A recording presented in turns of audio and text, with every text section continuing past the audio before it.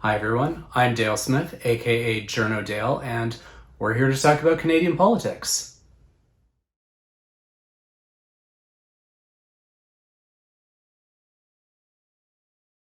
All right, and I am here with UBC economist Kevin Milligan, and I figured this week we would talk about the budget. Um, Now, when I read through the budget, I'm looking at things like a lot of programs for women and minorities to get them into the workforce.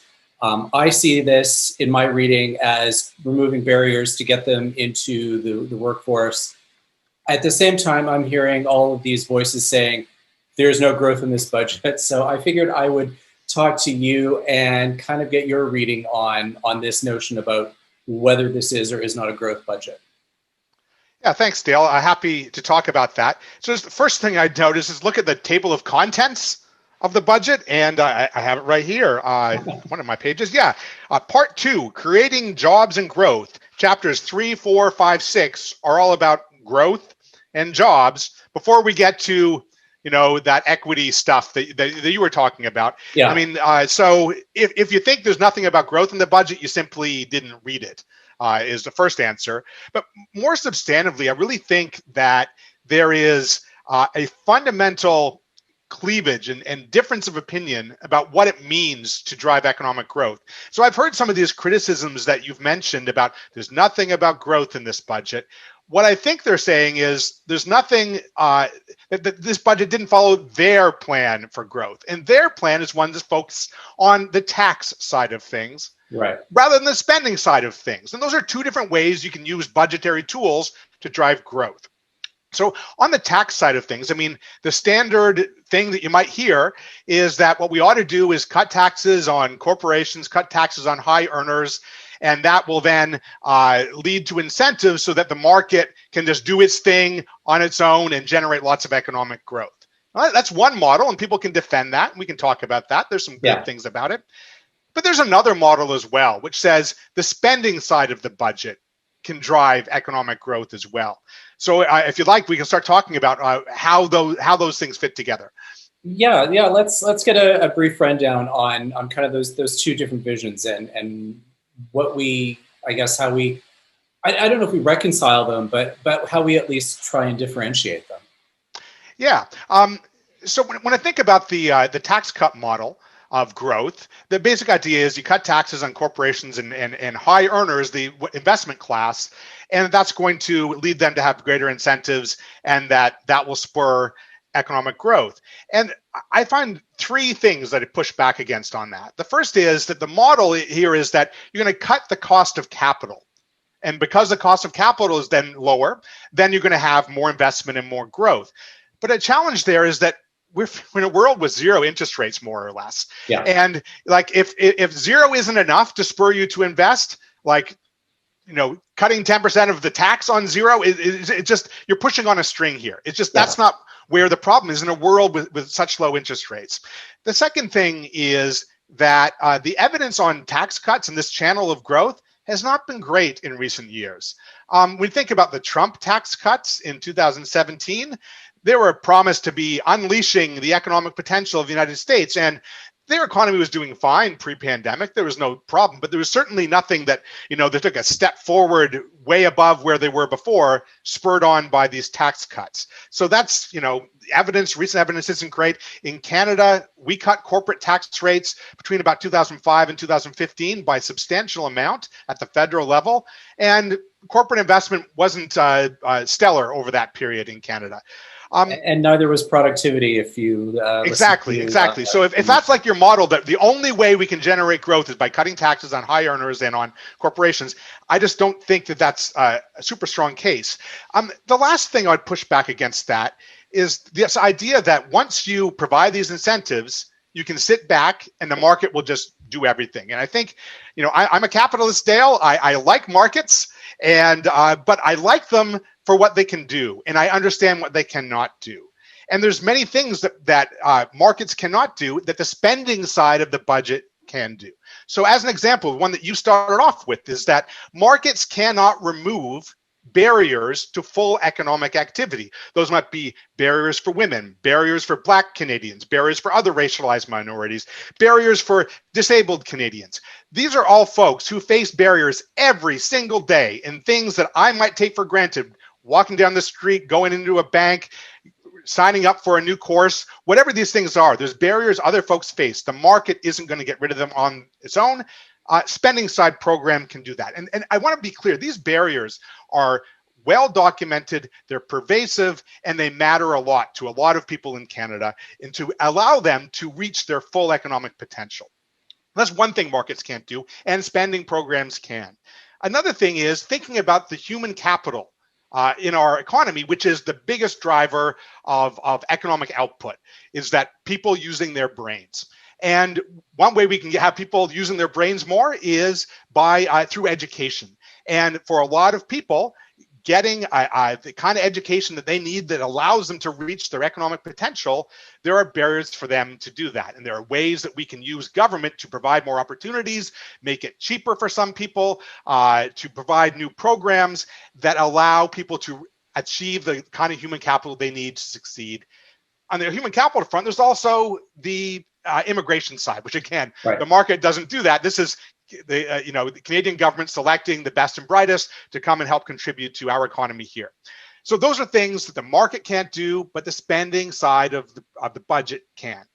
And the final thing that is, again, in the budget on the spending side that markets are not going to do to the full extent is to fund and support early stage technology and innovation. This is stuff that we don't know there's a market for it yet. People aren't going to invest fully. Maybe if I invent it, it can benefit a lot of people, so I'm not going to get the full return. So, I'm not going to invent enough in it. So this is early stage stuff. You can provide funding to universities, to research clusters, to early stage innovation. You can do a bit through the tax side with tax incentives for research and development. But the spending side of the budget there can help with that as well. Leaving it all to the market with the right incentives doesn't always get you everywhere you need to go. So my big challenge to the critics that you asked about is that, the tax side of things is one way to get there. Evidence isn't great recently on that. I think the spending side of the budget is a fully legitimate argument, and I would argue a better way to go given the economic situation we face here in 2021. And with that spending side of the argument, we get a lot of strong commentary, we'll put it that way, about the size of the deficit. And on the one hand, there's this pervasive narrative in the city that it is 1995 and will always be 1995. And on the other hand, there seems to be this notion that all of this money gets put into a pile and lit on fire. And nothing happens to it. And I just kind of wanted to get your kind of takes on how these two narratives kind of play out with what we're seeing. Yeah.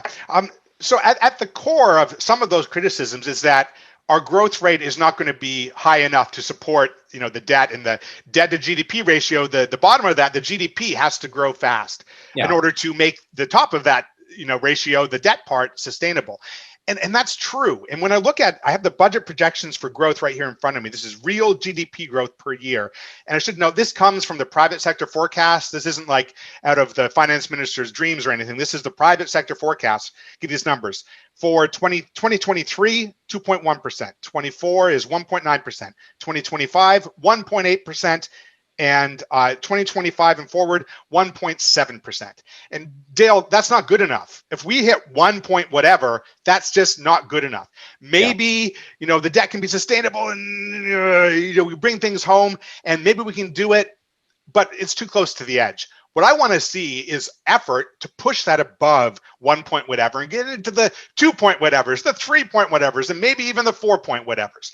We can do that. Now, we can do that when we focus our minds on growth. And, again, chapters, whatever I said, 3, 4, 5, 6 were about growth in the budget. So there's an effort there to do that. And so I agree with the critics that a focus on growth is the right way to go and the best way to ensure that our fiscal path is sustainable.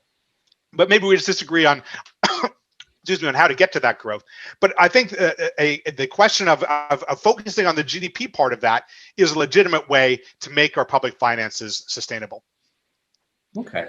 And the flip side of the argument from what we're hearing about all this impact of the deficit and so on is the notion that this is driving or going to drive inflation. And in one of my capacities, report on the StatsCan data for a certain outlet. And so I'm reading the StatsCan releases as they're coming out. I know, like this week when we had the 3.4% figure, that this is because of the base effect of the fact that in April of last year, we were actually in deflation, which is why something that returns to normal this year looks higher than it is. But I'm wondering if you can, I guess, offer some reassurance that, we're not on the path to becoming Venezuela. Yeah. On that inflation report, it certainly raised some eyeballs. Having a 3 handle on the annual inflation rate I think was the biggest in 10 years, and that's worthy of note. But as it sounds like you did, you dig into the report a bit more, and I became a bit more comfortable with it. So as you mentioned, a big thing is the base effect. And what we mean by that is just taking this example, gas prices here in Burnaby, BC, and in February 2020, I was paying about $1.60 per liter of gas. We have a substantial carbon price here, and transit levies and lots of stuff loaded onto our gas price, so it's pretty expensive here. It was $1.60, but then come April 2020, I was paying 80 cents, Dale, 80 cents. And I was out there just the other day, and I paid $1.50 again. So what we saw is down and then pretty much back up where it was. And so what happens there is when we were sitting in April 2020, we had, I can't remember the exact print on what inflation was, but inflation was much below the 2% target. April 2020, I believe it was negative 0.2%. Yeah. So we even hit below zero. That was the down part of the V. And then as it came back up to back where we were, that year over year effect, the base year we're comparing to was that 80 cents a liter year or part of the year. And so that's why you see this thing. When you strip out the energy prices from the recent StatsCan report, the rest of the prices in the basket for the consumer price index, the increase is 1.8%, which is kind of right in the sweet spot of that target the Bank of Canada is headed for. Now, the question is, should we be worried or not? We hear about the gas prices. We hear about lumber as a big thing. We hear, I talk to people in the wholesale business. They'll tell you about shipping containers from Asia are they're all super expensive right now. People will tell you about all of these kind of tight spots in the economy. These things might lead to price increases over the next few months. It's undoubtable that we're going to see some of that. But what we want to look at is whether that's going to be sustained or not. Are these just, temporary gridlocks? If the shipping is a bit out of whack right now, they're going to sort it out. And one of the reasons why I think they're going to sort it out, the whole Suez Canal thing for 3 weeks or something. Yeah, that was added to the mix as well. But let's go back to the lumber price issue. Price of lumber is high. What that's doing is telling the market, that's a big signal, you ought to cut down some more trees, folks. And we kind of have the technology to do that. And I have full faith that within a couple of months, we're going to see the market respond to that on the supply side. And that's what markets do. And that's an important thing, is that so far, this has been a relative price change. The market says, there's something going on in lumber, maybe buy a bit less lumber and produce a bit more. But for other stuff, the prices were relatively stable. That's what markets do, is they provide relative price signals about what you ought to do more and what you ought to do less. And so that can, through the power of markets, again, remember, I'm a capitalist. I love markets. They do good things. It tells us what to do, and it will adjust itself. Yeah. That's the optimistic scenario. The more cautious scenario is maybe this does spur the cost of a bunch of other stuff to start to go up, and then wages start to go up, and then we get into a 1970s wage price spiral. That could happen. I mean, I can't tell you it's not going to happen, but our line of defense there is right on Wellington Avenue there, Wellington Street, just down the road from you is the Bank of Canada. Yeah. The Bank of Canada has a very clear mandate to keep inflation around the 2% target. And that's what they're going to do. If we see those 3% inflation numbers continuing to happen deeper into 2021, they're going to act. They're going to pull back their purchases of government bonds. They're going to pull back all of these special programs they've had, and then they're going to start raising interest rates. That's what they'll do. I don't think we're going to get there. If you ask me, one way or the other, I don't think that's going to happen. But in terms of those extreme scenarios of, I think you said Venezuela, not going to happen. The Bank of Canada, I have full confidence that they know their mandate and they're going to fulfill it. I can't tell you whether they're going to have glee or not in doing it, but I can tell you that they know that they're going to be able to do it and that they have the tools. All right. Great. Well, thanks so much for taking the time to do this. It was a pleasure to talk. No, I was happy to talk to you, Dale, and good luck with your long weekend in Ottawa. All right. Thanks. And that's everything for this week. Join us again next week for some more Canadian politics. I'm Dale Smith. That's at journo_Dale on Twitter. And don't forget to like the video, share, subscribe, and support us on Patreon. Thanks, everyone.